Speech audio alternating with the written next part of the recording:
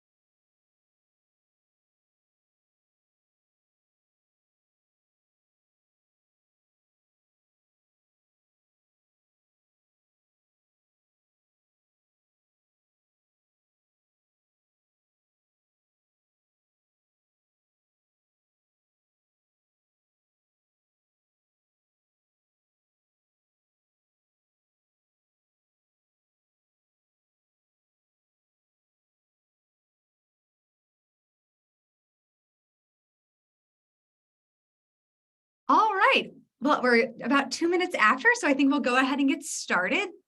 Welcome, everybody. Thank you so much for joining our webinar today. My name is Maureen Johannigman, and I'm the Director of Customer Success and Nonprofit Partnerships here at Percent Pledge. And I am thrilled to be joined today by Morgan Dickerson, Community Engagement Manager with one of our nonprofit partners, buildOn. And today we're going to be discussing how to plan a successful corporate volunteer event. We're very excited for this topic today, as several companies are sometimes in uncharted territories and don't know where to start or what to do. And there's a demand by employees and a desire to give back and participate in your communities. And really, how can you do that and do that well? So we hope that this webinar will help clear up some of those questions. Also, as we get started here, please feel free to ask questions in the chat or in the Q&A. We'll definitely have Q&A time at the end of our webinar. So quickly, to provide some overview, this webinar here is being hosted by Percent Pledge, and Percent Pledge is a software and service provider, and we build customized social impact programs for companies. Our platform and team offer a single source for donations, charity vetting, impact reports, and volunteering, which is what we're talking about today. In my role with Percent Pledge as the Director of Customer Success, I have the pleasure of overseeing all of our customers and our nonprofit partnerships and maximizing the value between nonprofits and our companies, our stakeholders. So to date, Percent Pledge has planned over 200 volunteer events for our company partners, both in person and virtual opportunities, engaging employees and supporting nonprofits around the globe. And we've planned highly successful events with buildOn, which is why I've asked Morgan to join us today. So now I'd love to turn it over to Morgan to quickly introduce herself and buildOn, and then we'll dive into the conversation. Awesome. Thank you so much, Maureen, and thank you everyone for being here. My name is Morgan Dickerson, as she mentioned.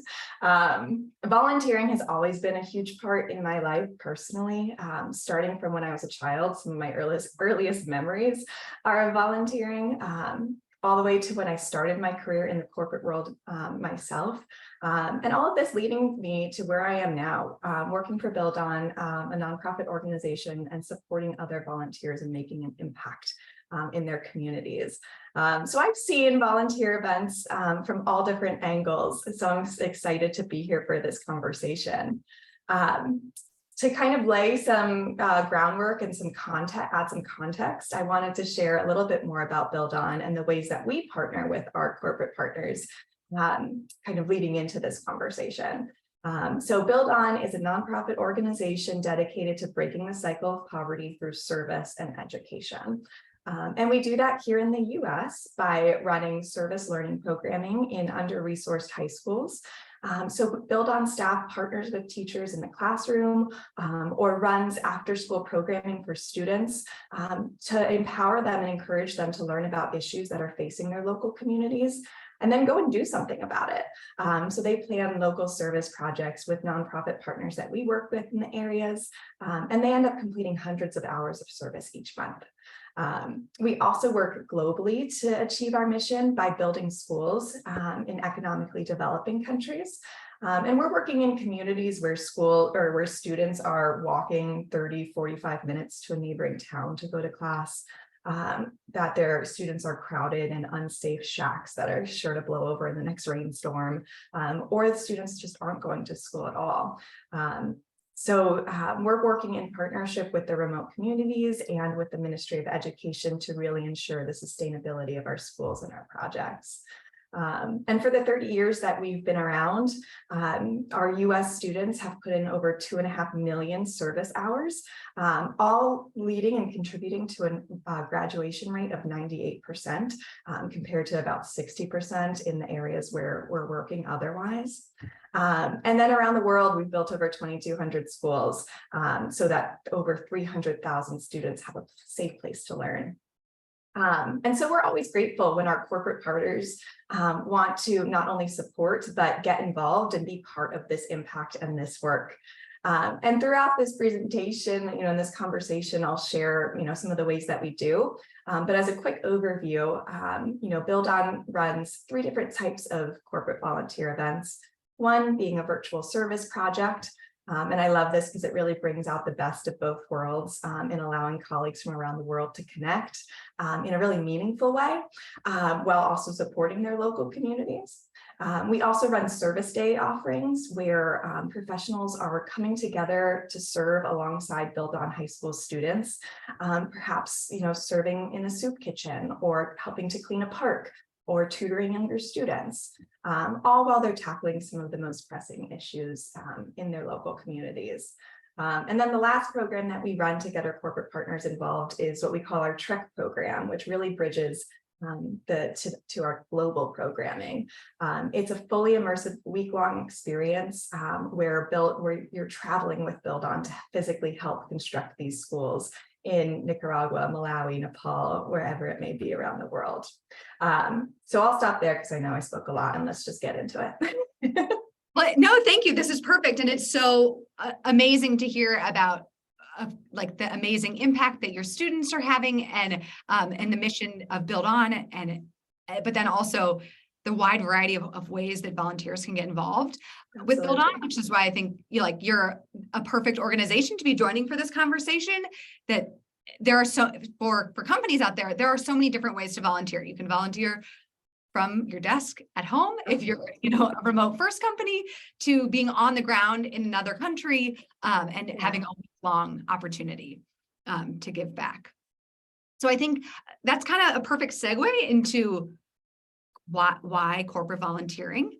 From Percent Pledge's vantage point, we see so many companies who want to engage in social impact, and employees are demanding that companies are being socially responsible, and companies are really listening. And what comes up is that they would like to implement corporate volunteering. But kind of on the bigger picture, like what are the benefits of corporate volunteering, both on the company side and for organizations? And on the company side, it's really, improved employee happiness and well-being, increased employee engagement, having that competitive employer brand and employee retention, and then building that company-wide culture of giving.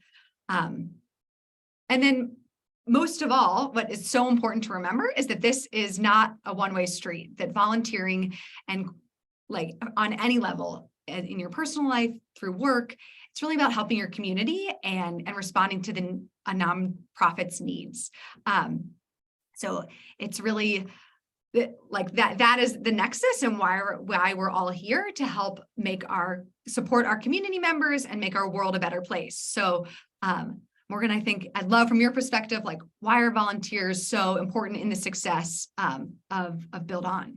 Yeah, absolutely. I see volunteers as crucial to the success of buildOn in a couple different ways.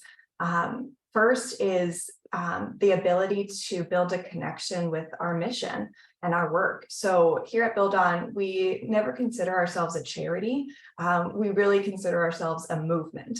And explaining that, it can be a little difficult exactly what we mean by that until you feel it and experience it yourself, because there's really this energy about the work that we're doing locally, globally, all around the world. So having programs where volunteers are able to join this movement and see firsthand what it's all about really allows a deeper understanding of the work that we do and a deeper connection to the work and the mission. And then what we love to see is those volunteers then go out into the world and become buildOn ambassadors to really help us spread the word of what we're doing, to encourage support in donations, in partnerships, in new opportunities, and just raising awareness for what we do too. And the second way that, volunteers are so important is just by, coming in and sharing their own lived experiences to allow for cross-cultural education. So volunteers that join us really help to open the world to the people that we are serving, both globally, as I'm sure you would expect, but also in the US as well. So I worked with a student a couple years ago who was from Oakland, but they never crossed the bridge to get into San Francisco. They never made, it's just a couple miles, but they never actually, made that journey. And we were in a corporate office doing, one of our partners doing a service event. And, we were up probably on the 25th floor, overlooking the city, overlooking the bay. And they just expressed that, they've never been that high up before. They've never seen Oakland from the outside, and all of that. So that's really cool to see. And then we see the same things on Trek. We always have a conversation which we call our gender talks, where the women of the community and the women of the Trek group get together to talk, and same with the men. And let me tell you, the first question that always pops up in the women's chat is, do you have any kids? And it's always a shock when participants who look like they should have kids say no. By sharing our stories, we can open up possibilities, that in this situation, kids don't have to be the default path. Women can prioritize education, can prioritize career, before family or before exploring having children later on. So like I said, just opening up worlds and possibilities and seeing what's out there. So volunteering is really important from our perspective for those two reasons, and many more, but I'll stop there too. I think that's so perfect. And on the flip side, opening up the eyes of the corporate volunteers, and like we were working with a financial services company, and volunteering out in their community helped them really understand, oh, these are our consumers. I may not be on like the front lines interacting with our typical consumer, and this reminds me of who we're serving and how I can bring like empathy to my work, or understand how to build a better product or build a better service. 100%. By being out in the community. Yeah. And just like that Oakland student had never been to San Francisco, there was an employee that we worked with there had never been to Oakland. So then when we flipped the switch and we did a service project out in Oakland with them, that was, like you said, it's beneficial on both sides for sure. Right, exactly. Great. Well, all of this sounds fantastic. And who wouldn't want all these benefits? So let's kind of jump into the meat of our conversation. And so what we're really going to go through is our 8-step process to help ensure that you can have a really successful and impactful volunteer event. So what this starts with is kind of the program and event design. And really, when you're going to begin any program within your company, where do we often want to start is, getting that buy-in and getting that data to really help ensure that you make the right decisions. And so what we recommend and what we often do is we start with an employee passion assessment, which is a short survey to understand what causes your employees care about, what organizations they already support, and how they would like to volunteer at their company. And once you have that, you can turn that into your passion report and share it with leadership and across the company. And this really becomes like your blueprint for what causes you want to volunteer within, how often you want to volunteer, And this really makes it easier to sell to leadership that, look, we have this employee data that's going to drive what we're doing. So once you have that high level information, then what you really need to start to do when you want to get down to like, okay, we're ready to start volunteering, is delve into kind of event design. And you can really approach this from two different ways. The first one is kind of the most like practical, cut and dry, where you're really thinking through, what is the goal of your event? So I'll use an example here. Perhaps you're having a big company retreat and you really want to support. We worked with a company and they really wanted to be supporting immigrant families, as well as bring their team members together and have a lot of employee engagement. They knew that this was going to be a big like company-wide event, so about 200 people, and then they knew it was going to be in person. So maybe you're deciding in person or virtual, the date and time. Is it in the office, out of the office? And in this case, it was, on site at this hotel, and they wanted to do a hands-on project. So what we did with this company is they ended up doing a bike build, and they were building bikes for children, and we then ensured that the bikes were donated to the Long Beach YMCA, actually, that serves mostly immigrant families.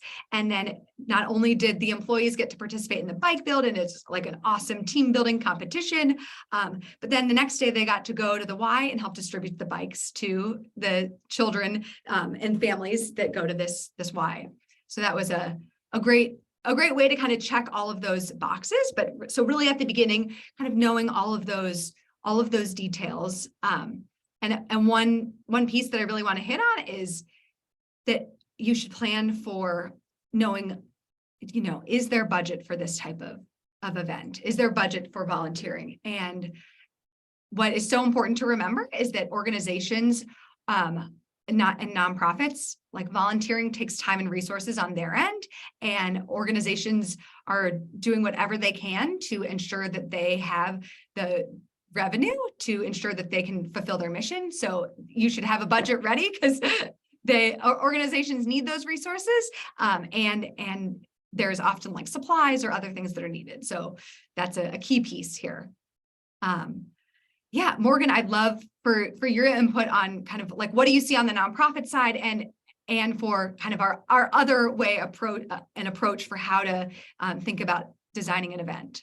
Yeah. First, I want to just thank you for mentioning that idea around the budget, because I always like to think, your company, these partnerships, these companies are stepping into our world for one day, but we're doing the same work 364 other days a year. So, joining us for that one day and including it in the budget to continue to support our work allows that impact to just go, above and beyond too. So I appreciate you including that in there as well.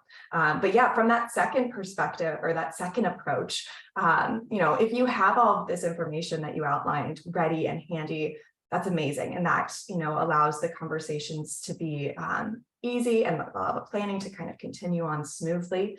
But you may not, right? It's a real world. These things may be changing. There may be, other obstacles and things like that.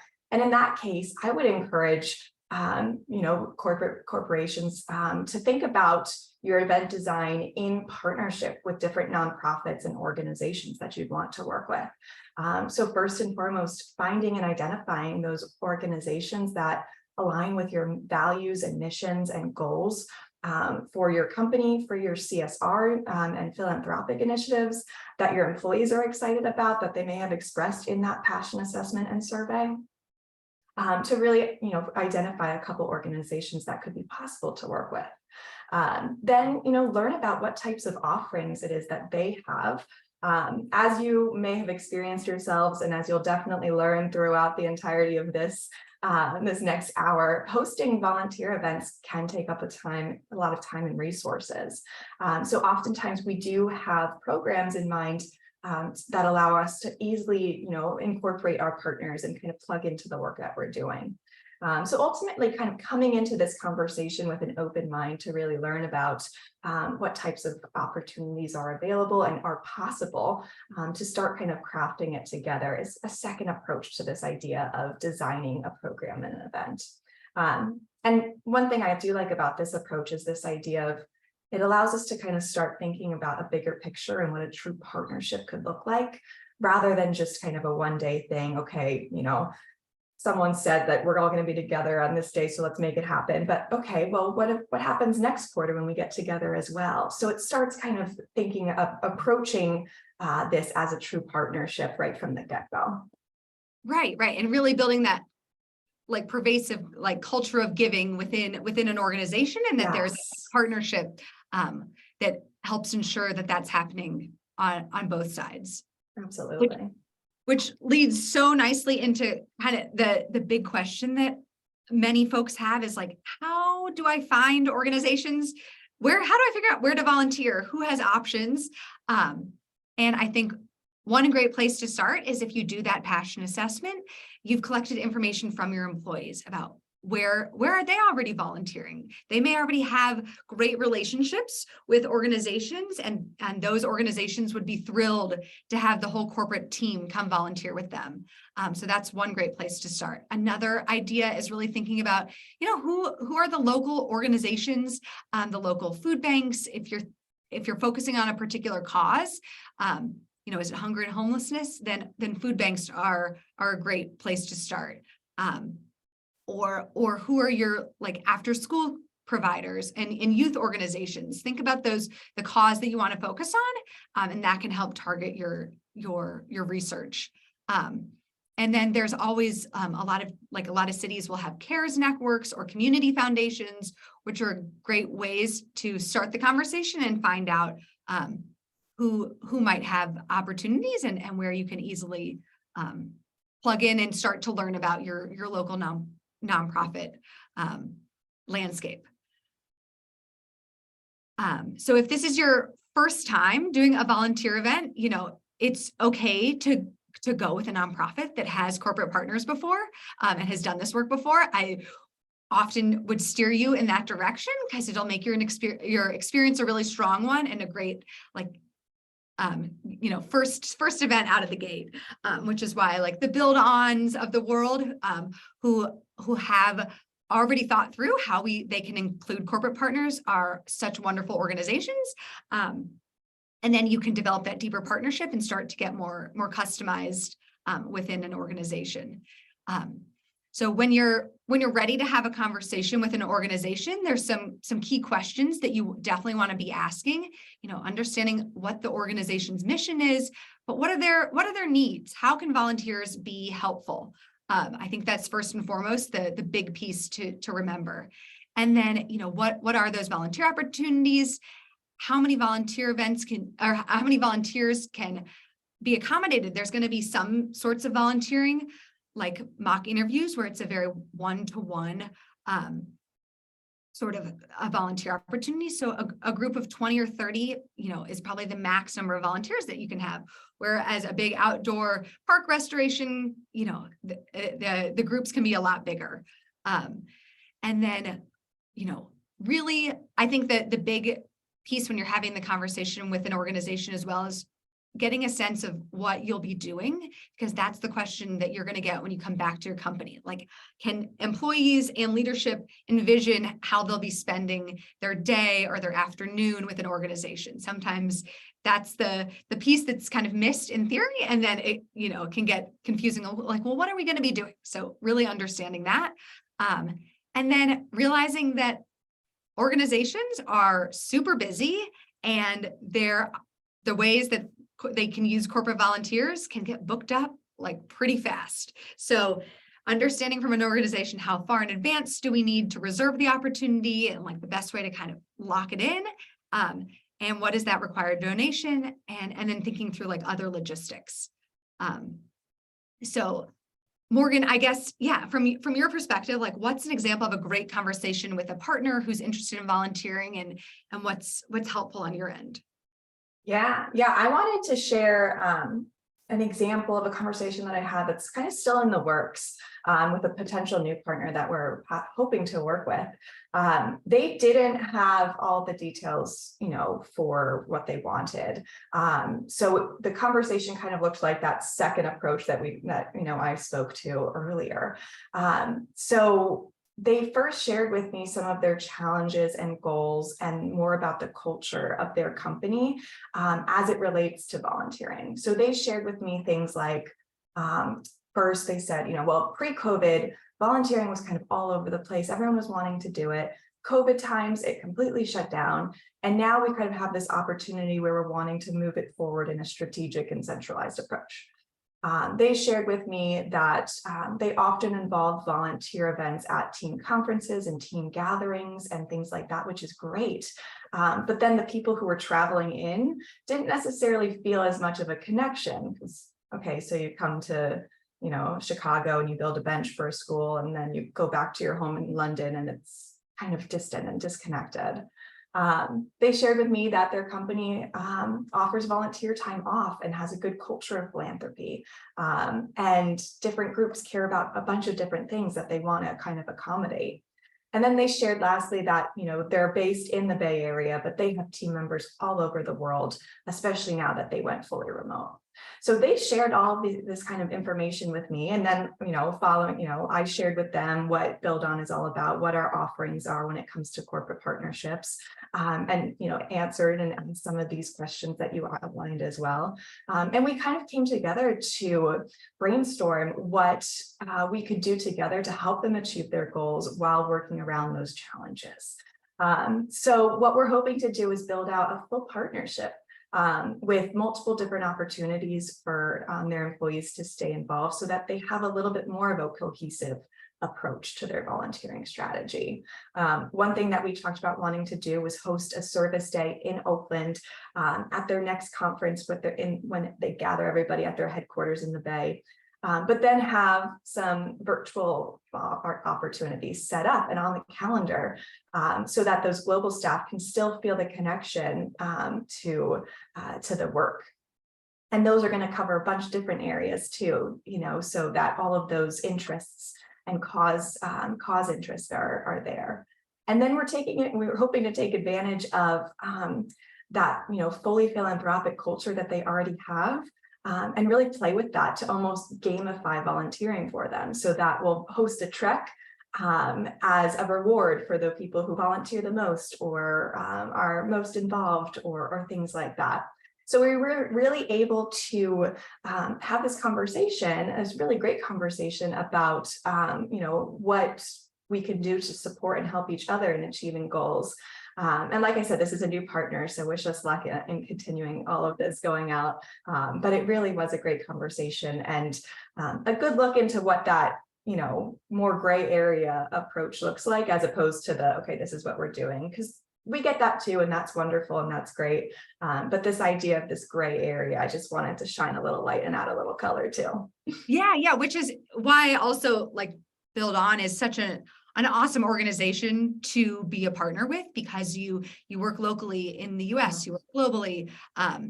It can really kind of check a lot of boxes and cater to a lot of different interests of employees, and which is why we love buildOn for many reasons. Oh, thank you. So, and a question that had come in before the panel was like, what's the best way to recruit businesses that have volunteer programs? So, like, question for you, Morgan. Yeah. Any tips that you have around that? Yeah, they're going to my response is going to kind of mirror what you shared already on the flip side. So first and foremost is look within your community to see what kind of referrals or connections that can make. So, ask your board members, what does their companies do as it relates to volunteering?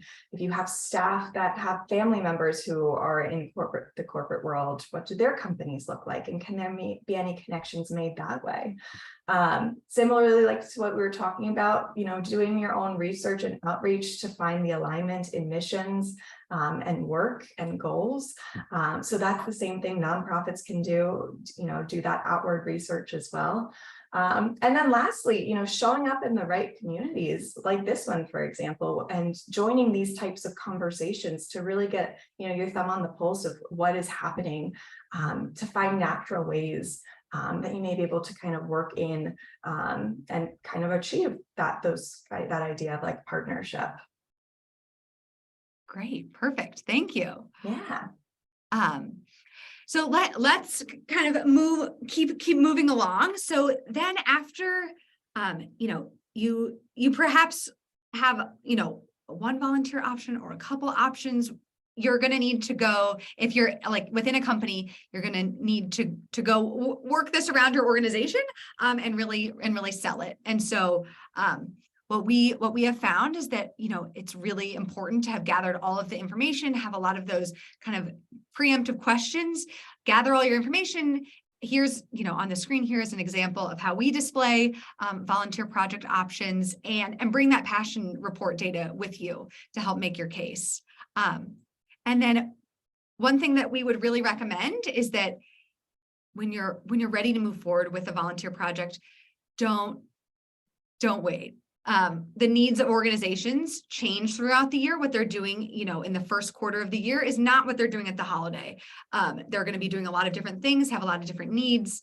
If it's an organization that works with kids, what the school year looks like in the summer are often very different.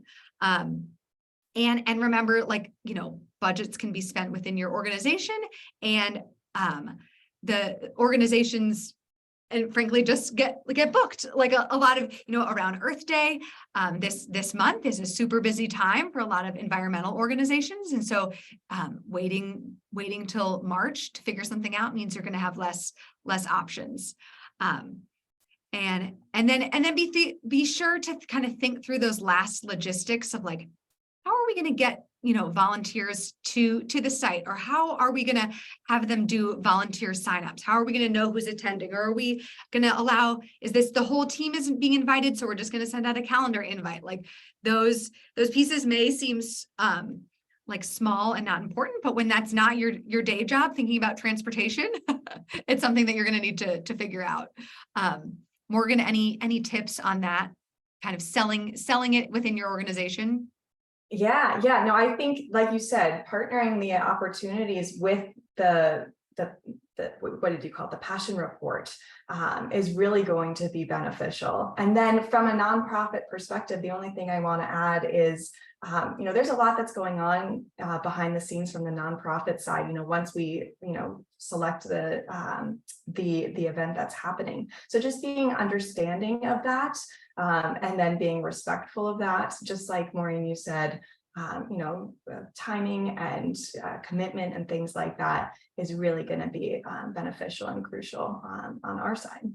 Yeah, great. So I think kind of once you've figured out the event and you're ready to start recruiting those volunteers, and I can see that these are some of the questions that we're getting in the Q&A, so I'll try to weave some answers in as we go. But really it's that, how do you do the employee volunteer recruitment, and employees say they want to volunteer, and how can you make sure that you actually get them there? So one piece of advice is that you make sure you allow like at least 3 weeks in advance of the event to start recruiting volunteers. More time is better, but really anything less than 3 weeks, like calendars are going to be booked up. We also recommend that you recruit, like we call them chief do-gooders, but those people within an organization who love to do good, who can help spread the word. Word of mouth is still like king in this world. And from a Fidelity study about workplace giving, they shared that companies that promote their giving programs in more than 3 ways are 18% more likely to report an effective and strong participation in their programs. So what that means is, it's not just emails, it's like on your Slack, or, your messaging boards, your intranet, at company-wide meetings, but also really getting the permission from leadership, and leadership encouraging employees to volunteer. When there's not that push from the leadership of the organization or from your manager, and you don't feel like you have the space and time, then the employees are not gonna show up to volunteer. And then, really helping employees envision what they're going to be doing will help them, get excited and want to participate. Morgan, I know there's a lot of different ways that buildOn helps support that volunteer recruitment. So I'd love for you to share what you do. Yeah, absolutely. And volunteer recruitment is the biggest piece of this all, because we want people to show up. We need people to show up. That, to see the follow through in these volunteer events. And this is why we're doing it all, because your employees are asking for it. So yeah, nonprofits can help and support in this recruitment. So don't feel like you have to do it alone. I often help our corporate partners by providing resources and tools that they can use for their recruitment. So I'll be, drafting up language that they can include in a newsletter blurb or in a Slack channel or things like that. I'll create and share flyers that they can physically hang around the office or, email out digitally as well.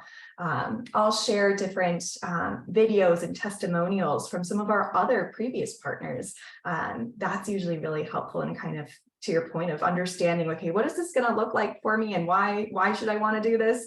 It's best hearing from, one of your peers. And then, I may be able to join a lunch and learn or, a quick Zoom call to share more about the organization and opportunities to get involved. So to your point, attacking this from a bunch of different angles, I think is going to be the most successful. And we're there to support in all of those as well. Great. Yes. And we also share, so it shared in the chat here for the webinar, an easy guide for doing employee recruiting, for recruiting volunteers, some easy templates and timelines for really how to get on top of that, because there are so many channels and ways to communicate, it can be a lot. So we put together an easy guide for you all. So check that out. And then very soon enough, it will be the day of the volunteer event. Just want to remind that, it's important to at least a week before the event to kind of gather all those final logistics. Where's the parking? Who's the on-site contacts? You want to make sure that the volunteers show up and feel prepared about where they're going to go and what they need, and really kind of give them those final reminders. And perhaps even what we often do is we'll do like a final quick call, especially if we're doing a virtual event. So the tech and everything works. If you're not in the event planning world, like that is a piece that can be missed, but we recommend it. And then, during the event, it's really like about being in the moment. And especially if you're leading the charge, welcoming employees, making them feel excited, building like communication and partnering, introducing folks to each other. And oftentimes, with like remote companies, you'll have employees who haven't met before. So you might need to add in like an icebreaker or things to kind of break the ice and get everybody used to each other in real life. They don't do that very often. And then obviously this is where the organization's time to shine. And so, Morgan, any tips for the day of? Yeah, absolutely. So tips for day of, first and foremost, just be present. Be there, be ready for this experience. Don't be on your phone, popping in and out to go to meetings, checking your email. This is your priority for the day, and encourage, set the tone for your employees to do the same. Be curious, ask questions, learn about the people that it is you're serving with, learn about the organization that you're partnering with. We love to see that. And then lastly, be open-minded and be respectful. Just be respectful of the community where you're working, the people that you're serving, and just be open-minded to, you're going to be doing something different today. Your back might hurt after doing all of that, that digging that's happening there, but just go into this with an open mind. And that's, I think, how you're going to get the most out of it and how your employees are going to get the most out of it. And at the end of the day, we really want companies to expect, when partnering with us and when partnering out in the community, to have fun. We love getting, people involved in our work and our mission. And like I shared from the beginning, buildOn has a very special energy about us. And we want to make sure that, all the work that we're doing is fun and centers that, while also making sure that you're doing meaningful work. And all of the programming that we put on, we make sure it's something that's very meaningful. So you're not just going to that park to clean up that one day, and then next weekend you drive by and you notice, it's a disaster again. buildOn is working, in partnership with the cities and in partnership with our students to continue that, so that there's a sustainable approach to that. So like I said, as far as that event day, be present, be curious, be open-minded, have fun, and just enjoy being part of this meaningful impact. Yeah, great. And one thing I wanted to mention, of course, you're going to want to take pictures. And in the case of some organizations, especially when you're working with students, realize that you'll need to get permission before taking photos. So you might only be taking photos of the volunteers that are there. And that's okay, because there are there are rules about who can be photographed or who's given permission. So just want to remind folks that, at photos, we highly encourage them, but be mindful that you make sure you get permission first to take pictures. So then, once the event has happened, you'll want to get volunteer feedback, and really, some helpful questions that you can ask in a follow-up survey is, what was your experience like? How did you and your team serve? And really, not only, did you love it? Did you hate it? What can we do to do better? But gathering those employee testimonials are key nuggets that then you can include in an impact report after the event. And a couple questions that came in prior to were, what are the follow-up survey questions to ask? I think we just talked about that, but how do you keep a record of volunteers and who serves electronically? Antonio, there are platforms like Percent Pledge that are great ways to help you keep track of all of that impact, the volunteer hours and the giving stats, so that you have all of that at your fingertips when it comes to then being able to report out on the participation. So then moving along to Before we do move on, I just want to pop in and say, we're going to want to hear that feedback as well. So please, share that with the nonprofit so that we can continue to make sure that we're, creating meaningful experiences for our corporate and our corporate partners going forward. So please, share that feedback as well. And there are often times that we, buildOn has follow-up surveys that we do as well. So be mindful and considerate of that with whatever nonprofit that you're working with, so that you're kind of streamlining what follow-up approach looks like. So if you do a survey, we won't do the survey, but we'll just ask that you share it with us. Or if we send a follow-up email, either through you or directly to the participants, kind of work together with the nonprofit to figure out what that follow-up looks like as well, so that from the employee's perspective, it's really meaningful. Right. And the key piece also of, sharing the participants with the organization, so that the organization can continue to build relationships with the volunteers after the event. Some people will definitely want to become, a donor or continue volunteering, and you want to be able to engage them in however many ways they want to stay involved. So yeah, absolutely. Be open to sharing that information. And then lastly, I think the final step in your whole volunteer experience is really sharing the impact that you had together with the organization. We, collect the stats, the hours served, the employees participated, the amount of goods packed or the students served, the in-kind value of the time that everyone spent doing this work together, and really create an awesome impact report that has photos and testimonials from employees, from the nonprofit partner, And, here's an example, on the screen, obviously. And this make it something that is like easy and digestible, that then a marketing team from both the nonprofit and your company, they can share on social, they can share internally, they can use on their LinkedIn, and then include in their annual reports and ESG reports, since those are things that are important to capture, and can kind of get lost in spreadsheets in a lot of different places when it comes time at the end of the year to report out on that, the great social impact that you had.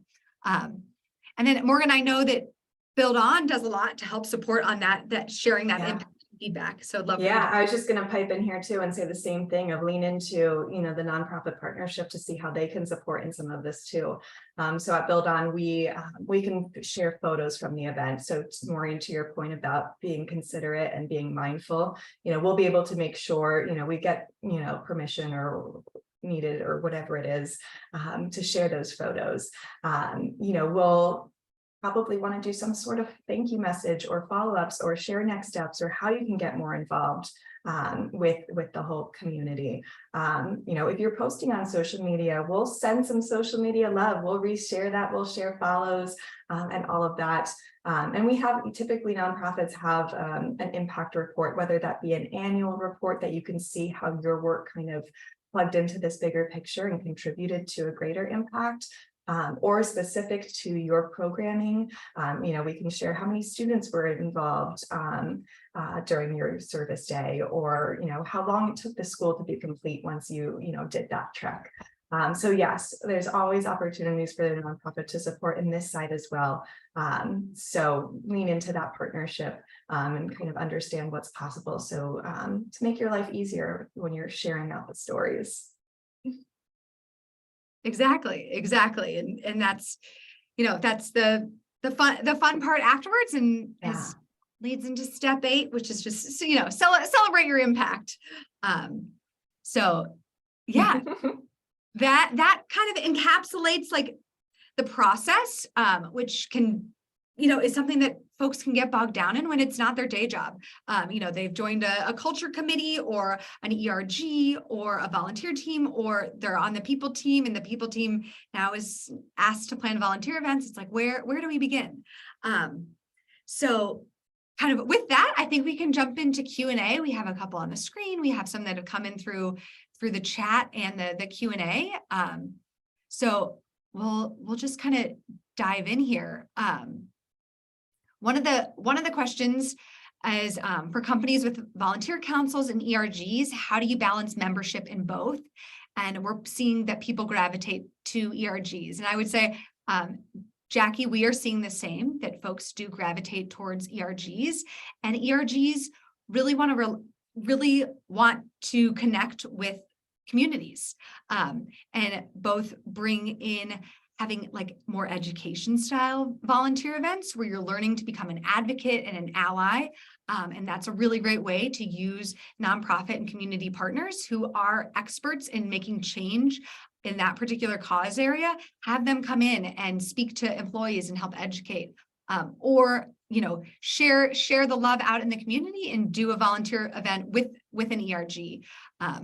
So that's definitely the direction that we see a lot too. And Morgan, are you kind of seeing? Yeah, we're seeing the same, and we're seeing kind of these volunteer councils being resources that ERGs can use.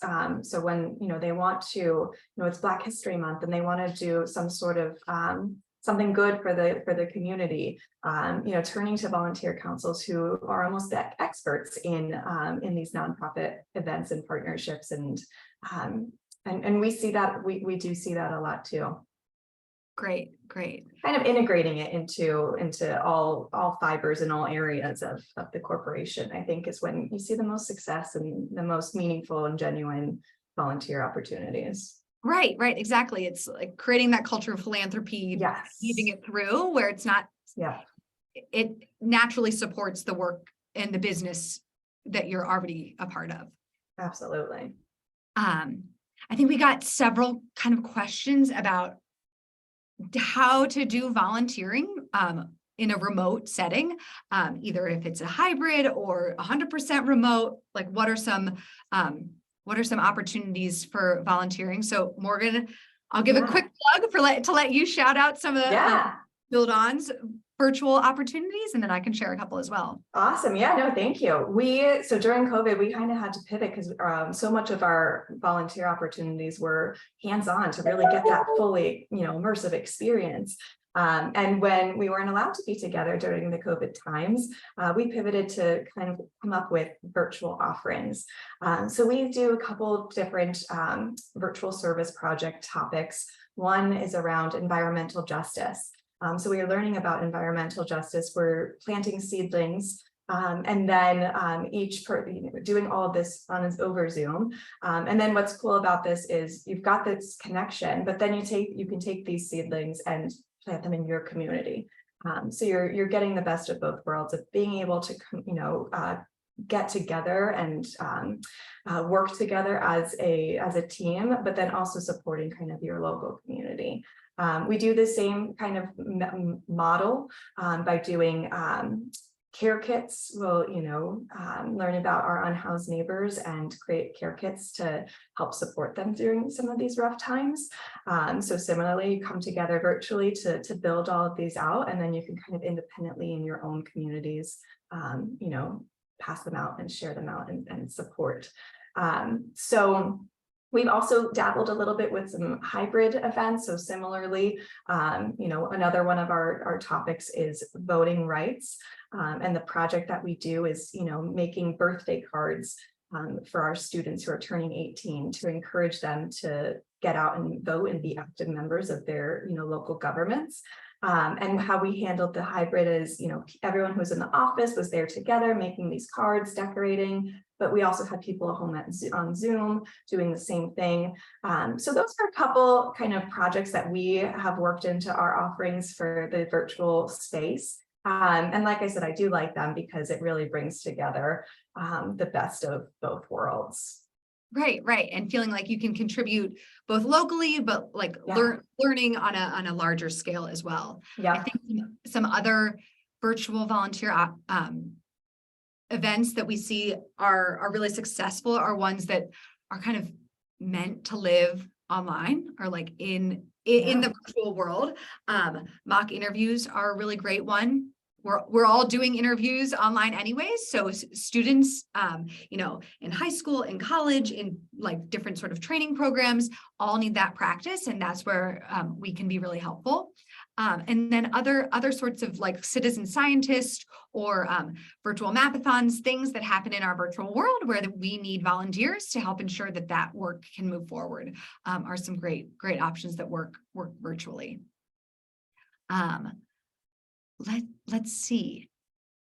There was another question about what does in-kind value mean? And when we referenced that earlier, thinking about the impact stats, and what that means is, thinking about the time value of money, or how much, an hour of an employee's time, kind of what's their salary, and then how much is that when they go out and volunteer. So you can kind of put a dollar amount on that. And same for goods. If you do a clothing drive, it's, okay, all these coats added up to, $1,000. And so we donated $1,000 worth of coats. And that is an impact stat that you can track and the company can include in their annual reports. Let's see. What other question? How do you motivate team members to volunteer when they are stagnating pretty much all day? I think we touched on this a little bit, but one of the keys to getting more engagement is thinking about like meeting employees where they are. So is there a day that's, where people do come to the office, perhaps planning an in-office volunteer event and that being a place to volunteer? Or are you like doing a happy hour or an outing, pairing that with some volunteering, or a corporate retreat?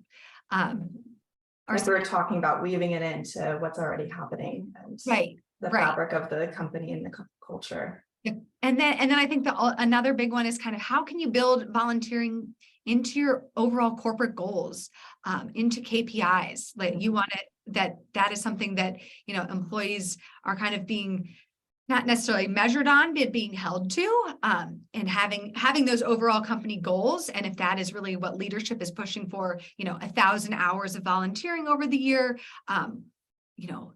everybody feeling like they're a part of that and helping reach that goal, is helpful. And what I found, this is back from my corporate days when I was a volunteer myself, was the staff doesn't necessarily need motivation. There's excitement around these partnerships and doing something different in your day is actually really nice and refreshing. But what's helpful is having the leadership set the tone that that's okay to take, a couple hours out of your day and go help with this. That's something that I think, asking or having your leadership set the tone and give permission to take a couple hours out of your day to go do this. That's really helpful in not necessarily motivating, but allow that motivation to kind of run free. Right. And then we see what works particularly well is, instead of saying we're going to have a service day where all our business operations kind of stop for a whole day for everyone to go volunteer, it's like instead have a volunteer week or a volunteer month. And that way, different people can come and go at different times, and that you allow the space, you encourage it, but you also don't have to worry that oh wow, we're just going to stop everything for a day, and that really gives people then the choice and the flexibility to do things that they want to do in their volunteering. Well, wonderful. Well, I think we've covered all of the questions. So Morgan, well, first of all, thank you so much for joining and for being an amazing partner in this conversation. We are, thrilled to work with you and buildOn, and hope that everybody will experience buildOn and the amazing work that you're doing and that your students are achieving. And then thank you to all of you who joined today. We really appreciate you taking the time. I hope this was helpful, and feel free to reach out to Morgan or I if you have any questions. We are here to help and support and encourage you to get out there and volunteer. Awesome. Thank you so much to Maureen and Percent Pledge and everyone here. It's been great having this conversation with you all. Yes, agreed. All right. Well, thank you so much, everybody. You get 3 days back, 3 minutes back in your day. And thank you so much. We look forward to connecting with you soon, hopefully.